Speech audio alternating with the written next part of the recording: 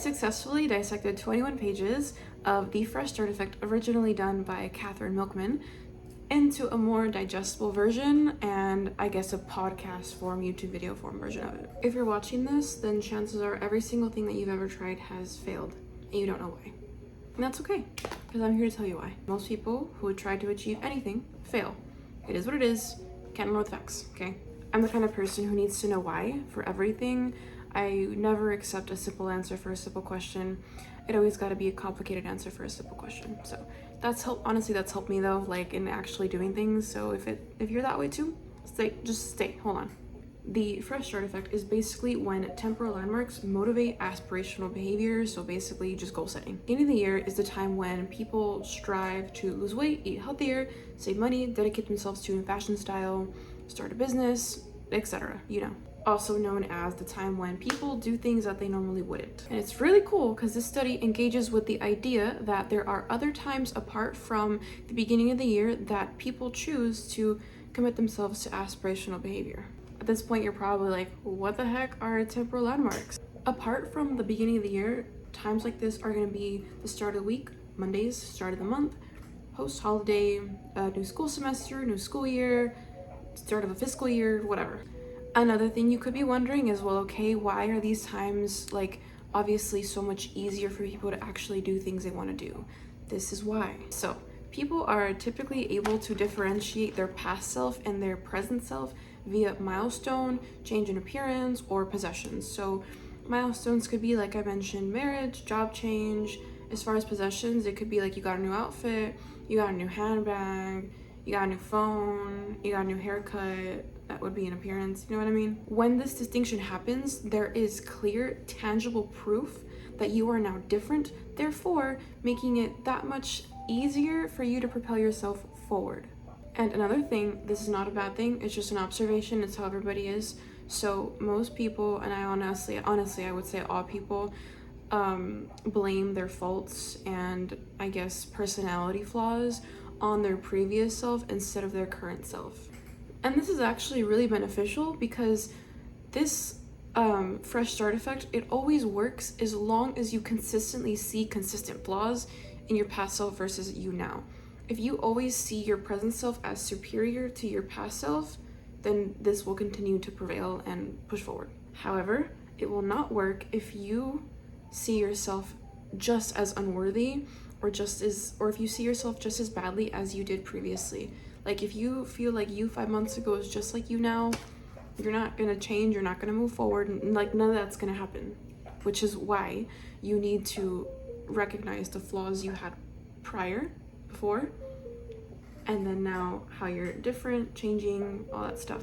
Another reason why it's super cool is while you make these changes and while you differentiate yourself from before and now, you actually get to create a whole new person. Why? Because you have a clean slate. On a clean slate, you can do anything you want. That was super like jumbly, but just stick with me. Hold on. In a nutshell, temporal landmarks consistently, always, 100% of the time, make people change their perspectives on themselves, which is what you need in order to move forward and actually achieve your goals.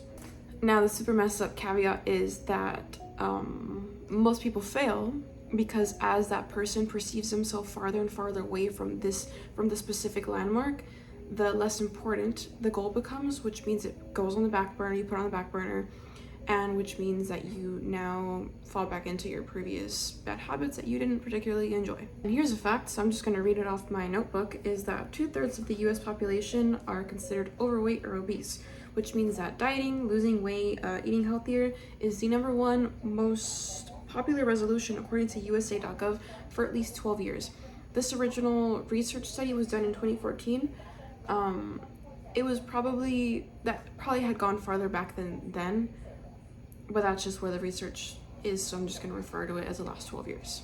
Now, following that, these are the top 3 times when people search anything on Google having to do with diet. So #1 is going to be the first month of the year, January. Second is the first day of the week, Monday. And third is the first work day after like a federal holiday. Look, it's Uber Eats, shut up. So then I was thinking, which for the record, this next part, the research does not talk about this, but I was wondering. So I looked into it more. And so I was like, okay. if people notoriously fail for whatever reason, how do you actually stick to your goals? I don't know. Now, there's a whole bunch of different ways that you can actually keep yourself accountable and create a system like that you can actually rely on and fall back on. Here are a few. This is a really simple one, and I feel like most people overlook it. I think it's like only 1% of people actually do this, and it's writing your goals down. Because you know what? Writing your goals down, you are 42% more likely to actually achieve said goal. I know, crazy. The biggest things are in the details, and that's all I have to say. One thing that I always do is I really like to break time into smaller cycles to kind of give my body and mind this consistent feeling of, oh my god, something new is happening. For me, that's what I do. I normally do this by rewarding myself daily, and so this is another one, rewarding yourself. If you fail to reward yourself, then the chances of you actually valuing and seeing what you're doing is worth it is like really gonna go down. And you know what? As long as you know this one thing that you want to be happy, then it's gonna be so much easier, because then you only give yourself two options. It's be happy or don't. If you don't go through with whatever you set yourself out to do, you're gonna become insecure, not confident, become even like shameful. You're gonna be like riddled with guilt.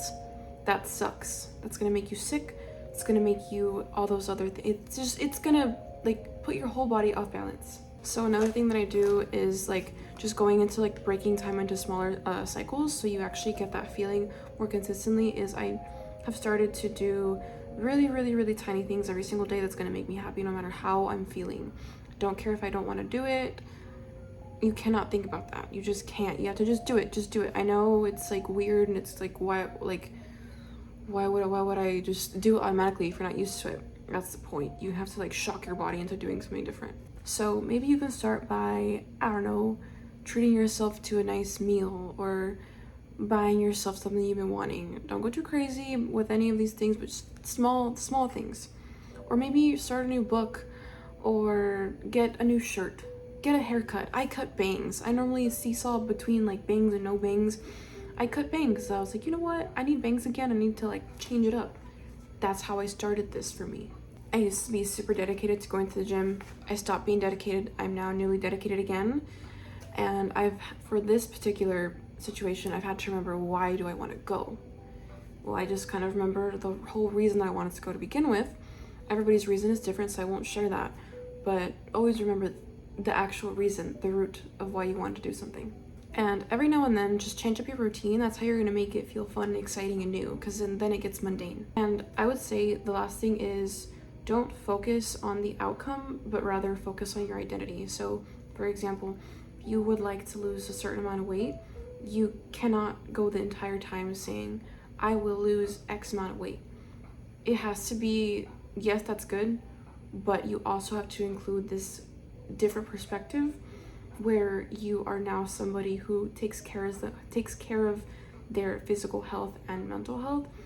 Because if you approach it from that standpoint, then you will for certain achieve that goal. The longer you take to think about something, the less likely you are to do it. There's some people that are just prone to overthink. I'm one of those people. I am no longer that. If you feel like you are that kind of person, you can get out of it.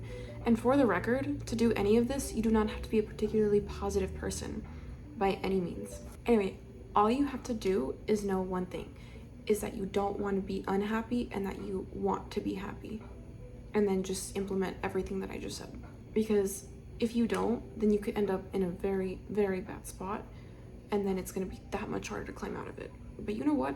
Even if you are in that spot right now, or you manage to find yourself in that spot later down the line, because, you know, life happens, then these are the steps that you can take to move forward.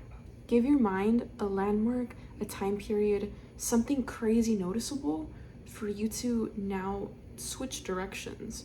This is another really good example. Say you have a line of 10 people. 9 of them are dressed relatively normally, jeans, shirt, hair, whatever. The 10th person is wearing a banana costume. You're gonna notice that person first. And that's the same thing that your brain notices when these temporal landmarks hit, like Christmas, birthday, marriage, whatever. Give yourself reasons to feel that way every single day. Change something about your routine. Do something that's gonna shock your body and be like, oh my god, I didn't expect this. you know? So yeah, I think I'm gonna leave you guys with that. If you managed to make it through the end and that you made it this far, thank you so much. It honestly means the world to me. Hope you'll have like a super awesome night, morning, day, week, whatever, whenever you see this. Talk to you later.